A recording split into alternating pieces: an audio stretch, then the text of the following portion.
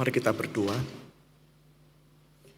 Sesungguhnya kami kecil, lemah, rapuh, tetapi Engkau berkenan untuk memberikan kekuatan-Mu, anugerah-Mu, sehingga kami boleh ada sebagaimana kami ada hari ini karena anugerah-Mu ya Tuhan. Biarlah kami boleh mempersembahkan diri kami sekali lagi pagi ini dan berbicaralah kepada setiap kami ya Tuhan. Tolonglah hamba-Mu supaya melalui mulut bibirnya Tuhan memakai untuk menyampaikan firman Tuhan. Jangan biarkan ada hal-hal yang selain firman-Mu yang boleh disampaikan dan boleh menjadi berkat bagi setiap anak-anak-Mu. Tuhan, Kau kenal kami pribadi lepas pribadi, berbicaralah kepada kami ya Bapa. Di dalam nama Tuhan Yesus Juru Selamat kami yang hidup, kami berdoa, kami bersyukur. Amin.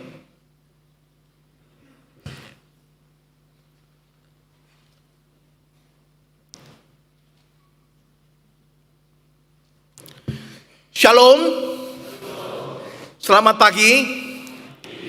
Senang sekali pagi ini boleh menyapa saudara-saudari sekalian, beribadah bersama dan berkesempatan menyampaikan firman Tuhan.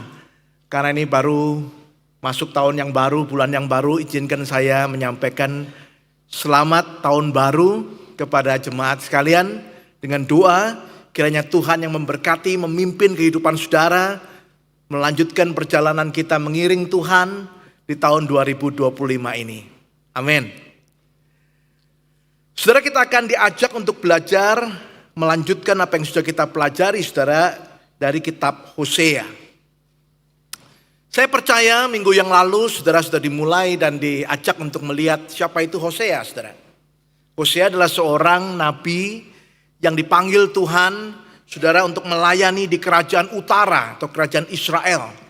Masa pelayanan Hosea itu 200 tahun setelah kerajaan utara dan kerajaan selatan itu terpecah dan dia melayani di sana.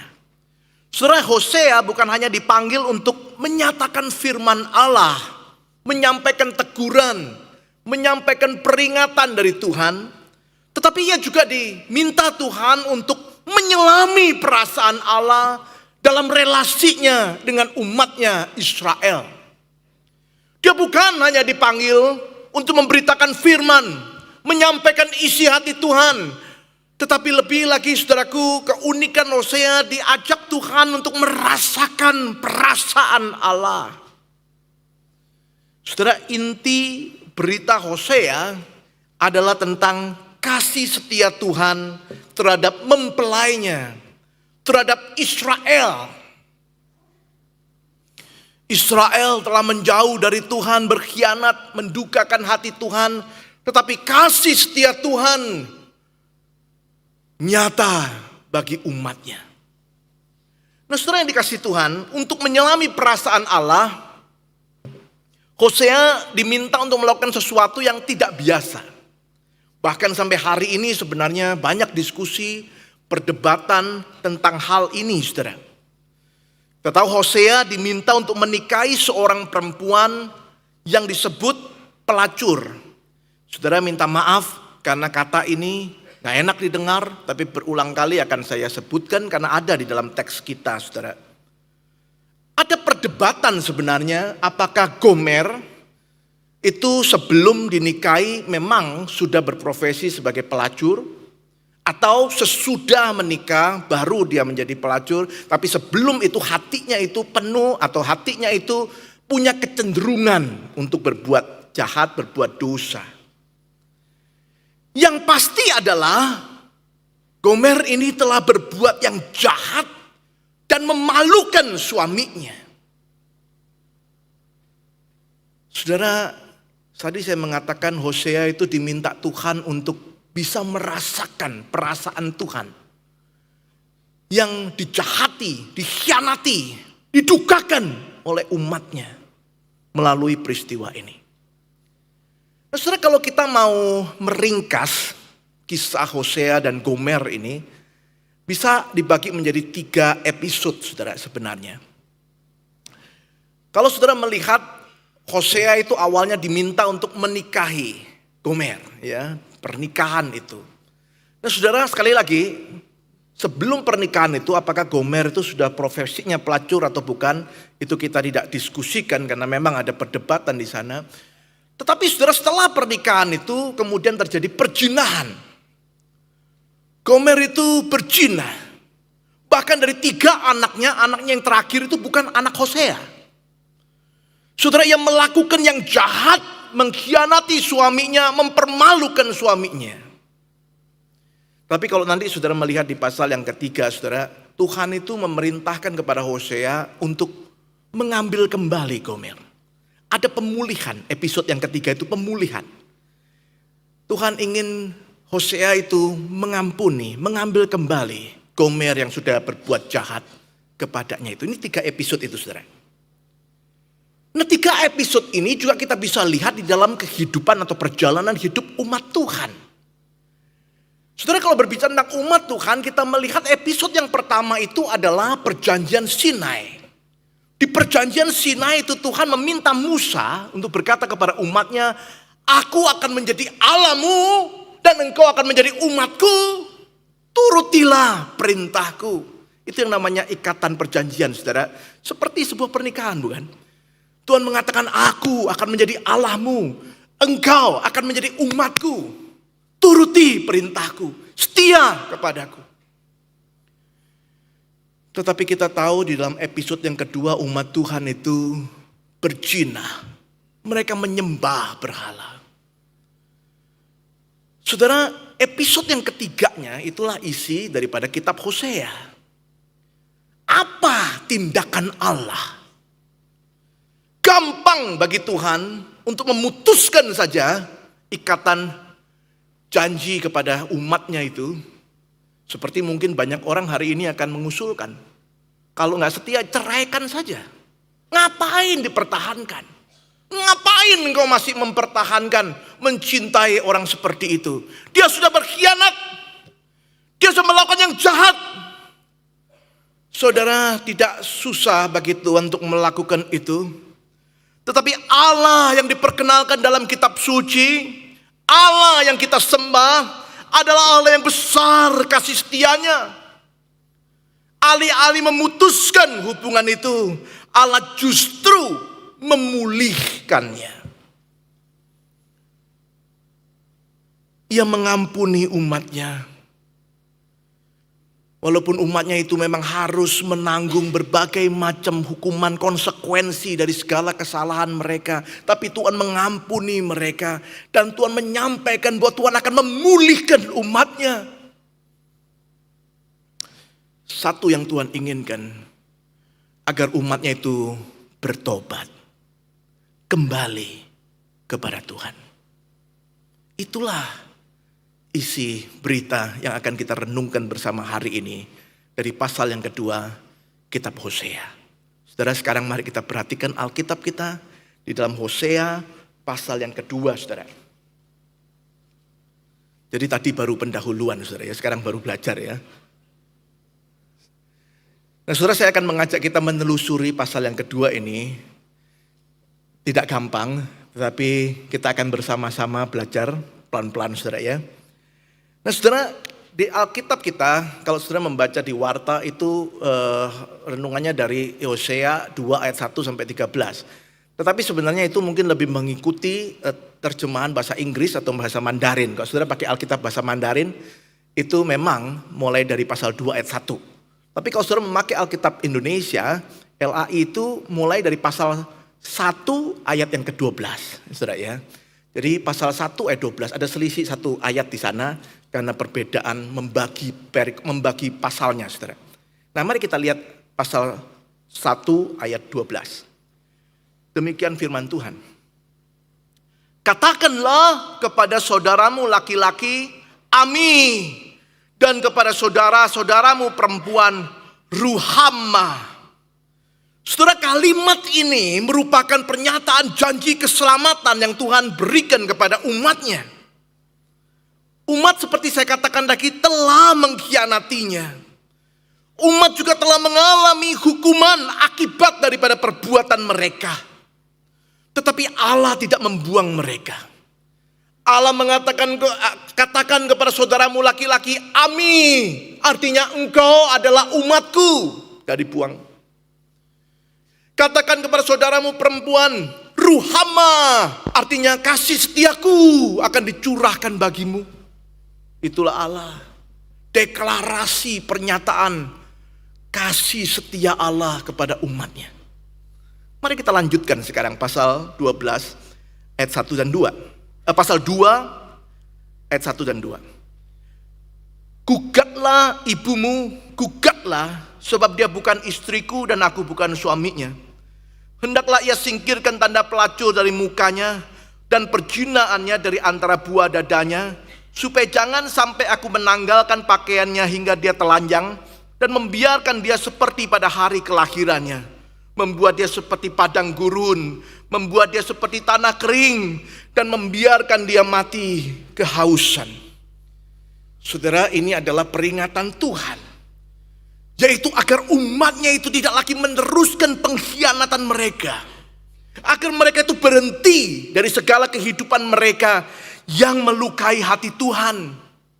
Ibaratnya Tuhan ingin bilang, stop, don't do it again, don't continue your mistakes, stop, berhenti, jangan teruskan segala kejahatan itu. Kenapa? Karena jika tidak, mereka akan mengalami hari-hari yang membuat mereka malu dan menyesal. Hari-hari yang penuh dengan kesulitan. Tuhan ingin berkata, stop, jangan teruskan. Hidupmu akan lebih susah. Engkau akan malu. Mari, stop, berhenti dari kejahatan. Ayat 3 dan 4. Anak-anaknya tidak akan kusayangi, sebab mereka adalah anak-anak pelacur. Sungguh ibu mereka telah menjadi pelacur. Perempuan yang mengandung mereka telah berbuat aib, sebab dia berkata, aku mau mengikuti para kekasihku yang memberi roti dan air minumku, bulu domba dan linenku, minyak dan minumanku. Di sini Nabi Tuhan menekankan tentang penyebab pertama kemurkaan Tuhan, kemarahan Tuhan, yaitu bahwa umatnya itu telah terpikat kepada ilah lain. Mereka terpikat karena mendapatkan hal-hal yang mereka pikir mereka butuhkan, hal-hal yang mereka inginkan. Karena itulah mereka disebut pelacur, karena mereka melirik yang lain, yang bukan Allah mereka. Mereka tertarik karena dirayu dengan makanan, minuman, pakaian, saudara. Seharusnya mereka setia kepada Tuhan, tetapi mereka terpikat kepada yang lain. Ayat 5 dan 6. Sebab itu sesungguhnya aku akan menyekat jalannya dengan semak duri dan mendirikan tembok mengurung dia, sehingga dia tidak dapat menemukan jalannya. Dia akan memburu para kekasihnya tetapi tidak akan mendapatkan mereka. Dia akan mencari mereka tetapi tidak akan menemukan mereka. Maka dia akan berkata, perhatikan saudara, aku akan pulang kembali kepada suami yang pertama, sebab waktu itu aku lebih bahagia daripada sekarang. Di sini digambarkan saudara hukuman yang akan mereka terima atas perbuatan mereka. Bukan hanya mereka akan mengalami berbagai kesulitan, mereka juga saudara dikatakan tidak akan mengalami kepuasan ketika bersama dengan kekasih-kekasih mereka itu. Semuanya cuma palsu. Mereka hanya akan merasakan kosong, tidak menemukan mereka. Walaupun dicari, diusahakan, palsu semua. Di sanalah mereka baru ingat suami yang pertama. Ingat kepada Tuhan lagi. Itulah titik pertobatan. Ayat 7 dan 8. Tetapi dia tidak insaf, bahwa akulah yang memberi kepadanya gandum, anggur, dan minyak. Dan yang memperbanyak bagi dia perak dan emas yang mereka buat menjadi patung Baal. Sebab itu aku akan mengambil kembali gandumku pada waktunya dan anggurku pada musimnya. Aku akan meregut kembali kain bulu domba dan linenku yang menutupi auratnya. Saudara, di sini ditekankan penyebab kedua kemurkaan Tuhan, kemarahan Tuhan. Yang pertama tadi, mereka terpikat pada ilah lain. Yang kedua, mereka terlupa kepada Tuhan yang sejati. Mereka lupa bahwa yang mereka punya itu semuanya bukankah dari Tuhan. Di dalam murkanya Tuhan mengatakan, aku akan mengambilnya kembali. Apa yang pernah aku berikan, aku akan ambil kembali. Apa yang aku berikan justru engkau pakai untuk melukai aku, kata Tuhan. Aku memberkati engkau, tapi berkat yang kuberikan itu engkau pakai untuk mendukakan hatiku. Aku akan mengambil kembali apa yang aku pernah berikan itu. Ayat 9 sampai 11. Sekarang aku akan menyingkapkan kemaluannya di depan mata para kekasihnya.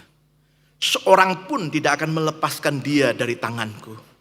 Aku akan menghentikan segala kegirangannya, hari rayanya, bulan barunya, dan hari sabatnya, serta segala perayaannya. Aku akan memusnahkan pokok anggurnya dan pohon aranya. Tentang hal itu dikatakannya, ini semuanya imbalan bagiku yang diberikan kepadaku oleh para kekasihku. Aku akan membuatnya menjadi hutan dan binatang-binatang liar akan melahapnya. Saya kira tidak susah mengerti bagian ini, bukan? Inilah hukuman Tuhan itu. Hukuman yang nyata dan dahsyat, tidak terelakkan lagi. Hari-hari umat Tuhan akan penuh dengan kesedihan. Berbagai bencana akan silih berganti. Sehingga akhirnya mereka menyadari sumber dari segala hal buruk yang terjadi itu. Terakhir, ayat 12. Aku akan menghukumnya. Karena hari-hari pemujaannya kepada para Baal, tatkala ia membakar kurban bagi mereka dan berhias dengan anting-anting serta kalungnya. Ia mengikuti para kekasihnya dan melupakan aku. Demikianlah firman Tuhan. Saudara, ini semacam kesimpulan.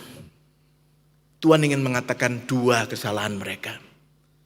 Mengikuti para kekasihnya dan melupakan aku. Terpikat kepada ilah yang lain. Terlupa akan Allah yang sejati. Saudara yang dikasihi Tuhan, inilah yang Tuhan tekankan di dalam beritanya. Dua kesalahan yang Tuhan murkai, yang Tuhan ingatkan. Mereka telah terpikat pada ilah lain. Mereka tergoda dengan rayuan ilah-ilah lain yang seakan memenuhi segala kebutuhan mereka. Mengikuti nafsu mereka. Tetapi akhirnya ilah-ilah lain itu justru menyesatkan mereka. Membuat mereka mengikuti berhala, menyembah berhala. Dan yang kedua, mereka terlupa pada Tuhan yang sejati. Mereka terlupa pada segala kebaikan Tuhan. Mereka tidak ingat lagi siapa yang telah memberkati mereka selama ini dan membawa mereka keluar dari segala keterpurukan mereka. Mereka lupa dengan Tuhan. Saudara, waktu saya menyampaikan kalimat-kalimat tadi, apakah saudara merasakan ada kesamaan antara kita, saudara dan saya, dengan Gomer dan Israel?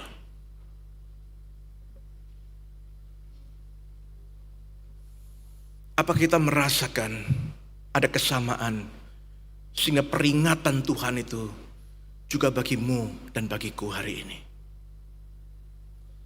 Adakah kita terpikat pada ilah-ilah lain? Saudara, mungkin kita tidak pergi kelenteng sembahyang, kita tidak lagi menyembah patung-patung atau pohon-pohon atau binatang-binatang. Mungkin kita tidak melakukan hal seperti itu. Tetapi berapa sering kita terpikat dengan tawaran-tawaran yang sesuai dengan hasrat kita, walaupun kita tahu itu tidak sesuai dengan firman Tuhan. Kita dirayu, saudaraku, digoda dengan kalimat-kalimat mengatakan ini bagus loh, ini manjur loh, ini bisa menyembuhkan, ini bisa membuat kaya, dan ini lebih cepat. Tuhanmu lama, pakai ini. Coba saja. Berapa sering kita tergoda dengan penjelasan-penjelasan yang sepertinya masuk akal. Zaman gini kok masih percaya sama Tuhan saja. Semua orang juga melakukannya. Lihat siapa saja menyebut diri Kristen, majelis, pengurus, hamba Tuhan sama. Kayak masuk akal. Kita pikir, oh gitu toh. Kita mulai terpikat, kita mulai tergoda. Berapa sering kita tertipu dengan bungkusan-bungkusan yang seakan menunjukkan sesuatu itu baik. Ada yang mengatakan ini juga Kristen loh. Mereka juga sebut Yesus, mereka juga haleluya. Cuman mereknya saja beda. It's okay. It's okay not to be okay. Kayak menarik. Kayak benar. Kayak sama. Dan kita mulai terpikat. Padahal kita tahu mereka tidak di dalam kebenaran firman Tuhan. Apakah kita terlupa akan Allah yang sejati? Saudara, mungkin kita masih ke gereja tiap hari Minggu, kita ingat kita mesti ke gereja dong. Mungkin saudaraku kita masih memberikan persembahan rutin, tidak pernah lewat. Mungkin kita masih melayani Tuhan. Tetapi saudaraku, berapa sering kita terlupa ketika kita tidak lagi mengutamakan persekutuan kita dengan Tuhan. Menggantinya dengan aktivitas-aktivitas lainnya. Sebagai tuntutan saudaraku. Tuhan memberkati kita dengan pekerjaan, dengan bisnis, dengan begitu banyak hal. Tetapi justru hal-hal itu membuat kita jauh dari Tuhan. Kita tidak lagi berdoa secara pribadi. Kita tidak lagi membaca firman Tuhan. Yes, kita di gereja. Tapi kita tahu kita jauh dari Tuhan. Bahkan melupakan Tuhan. Berapa sering kita terlupa. Kita tidak lagi memberikan yang terbaik kepada Tuhan. Karena menganggap kita sudah bekerja keras, sudah cukup. Kita merasa apa yang kuberikan kepada Tuhan sudah cukup. Lebih banyak dari yang lain. Kita lupa bahwa Dia memberikan anaknya yang tunggal kepada kita. Kita sibuk menghitung-hitung jasa kita. Bahkan kita marah ketika Tuhan tidak mengabulkan doa kita. Kita bisa kecewa kepada Tuhan. Kita lupa bahwa Dialah yang telah memberikan yang terbaik bagi kita, bukan kita. Berapa sering kita terlupa, kita tidak lagi mengandalkan Tuhan di tengah pergumulan kita. Kita sibuk mencari cara-cara lain untuk bisa menyelesaikan masalah kita. Kita tidak lagi bersandar kepada Dia, setia kepada Dia, mengandalkan Dia. Saudara, kita sedang melupakan Tuhan walaupun kita masih ada di gereja. Masih menyebut diri Kristen. Masih aktif melayani, memberi persembahan. Tapi lupa dengan Tuhan. Setelah kalimat-kalimat saya yang terakhir, saudara. Setelah mengevaluasi diri. Dengarkan sekarang berita Injil Tuhan. Berita yang Tuhan mau kita dengar hari ini. Dia mengajak kita, saudara dan saya, untuk kembali kepada Dia. Kita perlu bertobat. Hal apa yang paling baik dilakukan di awal tahun? Mengevaluasi hidup kita di belakang. Dan kembali kepada Tuhan. So, dalam bahasa asli Alkitab, bertobat itu bukan cuma sekedar menyesal. Bertobat itu ada maksud seperti U-turn itu, saudara. Putar balik itu. Kalau engkau jalannya terus ke sana, engkau akan keliru. Engkau akan semakin jauh. Engkau akan semakin berat. Di situ ada begitu banyak hal yang akan menyusahkan engkau. Putar balik. Pertobatan itu seperti ajakan Tuhan, ayo kembali. Itulah yang Dia ingin ajak kita sekalian, saudara dan saya, pagi hari ini, di tahun yang baru ini. Ayo kembali. Ayo bertobat kepada Tuhan. Saya berdoa. Hari ini, di awal tahun yang baru, siapapun kita, biarlah ini menjadi titik putar balik kita itu. U-turn. Kita mau kembali kepada Tuhan. Saya ingin tutup khotbah ini dengan perumpamaan Tuhan Yesus, saudara. Di dalam Lukas 15, Yesus memberikan perumpamaan tentang anak yang hilang. Titik putar balik dari si bungsu itu ada di kandang babi. Di kandang babi itu si bungsu itu teringat akan kebaikan bapaknya. Dia teringat bahwa di rumah bapaknya itu hamba-hamba pun hidup lebih baik daripada dia. bukan hanya jaga babi, mau makan makanan babi pun dilarang. Dia teringat kembali. Disitulah titik U-turn, titik pertobatan, titik putar balik. Saudara, dia putar balik bukan untuk menjadi anak dari bapaknya. Dia tahu dia gak layak. Dia pengen daftar jadi hamba bapaknya. Kita tahu cerita itu, saudara, sebelum dia sampai di rumah, masih jauh. Bapaknya lari memeluk dia. Itulah kasih Bapa yang ingin anaknya pulang kembali. Yang ingin pertobatan itu terjadi. Bapak itu berlari menyambut anaknya, memeluknya. Menyebutnya anak, bukan hamba. Mengadakan pesta, perayaan untuk menyambutnya. Saudara, itu titik putar balik yang terjadi di kandang babi. Mungkin kita mengatakan kita tidak sedang di kandang babi. Aku ada di gereja. Saudara, kisah anak yang hilang itu bukan cuma menceritakan satu anak yang hilang. Tetapi ada anak yang sulung di rumah Bapa. Tetapi dia juga terpikat pada ilah yang lain. Siapa itu? Dirinya sendiri.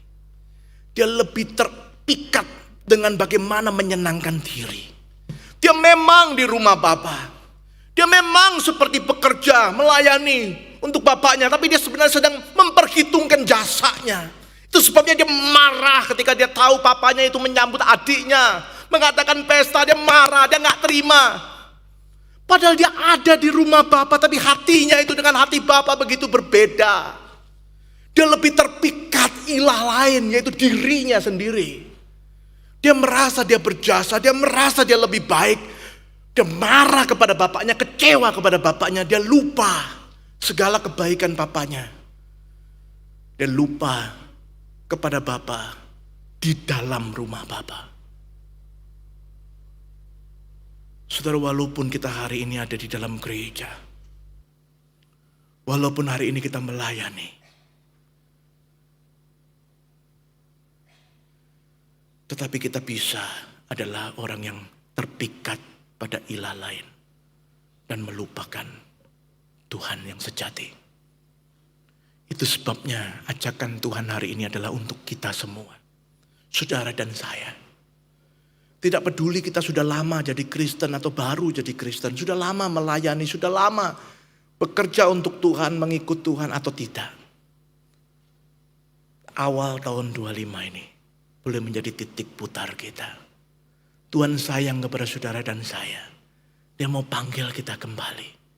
Dia berkata, mari putar balik, mari pulang. Saudara, saya tahu tidak ada satupun dari kita sempurna. Mari kita lihat tahun-tahun sebelum kita atau tahun yang barusan kita lalui. Di dalam segala kelemahan, kekurangan, Tuhan bilang hari ini jangan lanjutkan lagi apa yang salah. Jangan teruskan lagi apa yang jahat di mataku. Pulang, kembali, bertobatlah kepada Tuhan.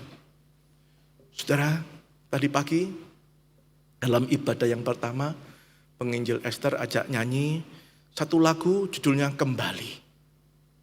Lagu itu dulu kami nyanyi waktu masih remaja di gereja gedung di bawah. Saya bersyukur ada lagu itu, saya teringat masa-masa lalu. Nah, hari ini saya mau ajak sebagai tekad kita bersama. Saya tahu khotbah saya sudah lebih waktu, tapi lagu ini jadi tekad kita bersama. Mari kita yang belum pernah dengar, kita coba belajar cepat ya. Yang sudah pernah dengar, kita ingat-ingat lagi. Dan kita mau bertekad di depan Tuhan. Mari satu kali kita nyanyi supaya kita ingat lagunya. Nanti kali kedua saya undang saudara berdiri. Nanti kedua kali kita nyanyi ya. Baru kita berdiri, kita tekad sama-sama di depan Tuhan. Kembali aku padamu. Kembali aku padamu. Menyesali diriku, tak mungkin hidup tanpamu, Oh Tuhan, tolonglah, tunjukkan jalan-Mu kembali aku padamu dengan semangat yang baru. Tak mungkin kau tolak diriku, diriku yang hina menjadi anak-Mu sekarang. Amin. Hidup tanpa-Mu hanyalah derita, selalu dikejar dosa. Aku berjanji takkan tinggalkan-Mu, taat pada. Bagus, banyak yang sudah ingat ya. Mari kita sekarang bangkit berdiri, nyanyi sebagai tekad kita dari hati yang paling dalam. Nyanyikan kepada Tuhan, kembali aku padamu Bapa. Kita nyanyi satu kali, kurnya kita ulang 2 kali. Kembali aku padamu, menyesali diriku. Tak mungkin hidup tanpa Tuhan. Tak mungkin hidup tanpa-Mu. Oh Tuhan, tolonglah, tunjukkan jalan-Mu kembali kepadamu. Kembali aku padamu dengan semangat yang baru, dengan semangat yang baru. Tak mungkin Tuhan menolak kita, Dia sambut kita.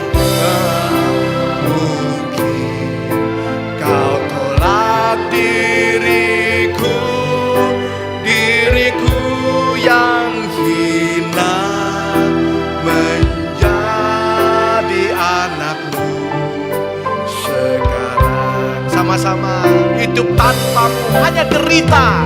Hidup tanpa-Mu hanyalah derita, selalu dikejar dosa. Mari berjanji bersama. Aku berjanji takkan tinggalkan-Mu, taat pada firman-Mu. Kurnya sekali lagi sebagai tekad kita. Hidup tanpa-Mu hanyalah derita, selalu dikejar dosa.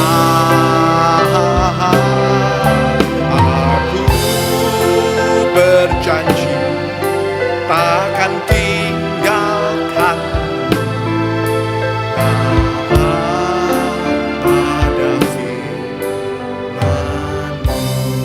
Mari kita berdoa. Engkau yang tahu hati kami Tuhan. Dengar doa permohonan kami. Kami tahu hidup tanpa-Mu adalah derita, selalu dikejar dosa. Pagi ini Engkau panggil kami pulang, kembali kepadamu. Tuhan, kami tahu Engkau tidak tolak kami. Engkau sedang membuka tangan-Mu seperti Bapa yang menyambut anaknya yang bungsu yang pulang, yang juga menyambut anak yang sulung, yang tidak mau masuk rumah, yang cuma tinggal di luar. Bapak itu juga menyambutnya. Sambut kami Tuhan. Si sulung mungkin adalah kami yang selama ini di rumah-Mu tapi jauh dari Engkau. Oh Tuhan, kami mau pulang kembali kepadamu. Biarlah tahun 2025 di awal tahun ini adalah titik putar balik kami. Biarlah hidup kami tentang Tuhan, memuliakan Engkau. Berkati jemaat-Mu, berkati gereja-Mu Tuhan. Di dalam nama Tuhan Yesus, Juru Selamat kami yang hidup, kami berdoa, kami bersyukur. Amin.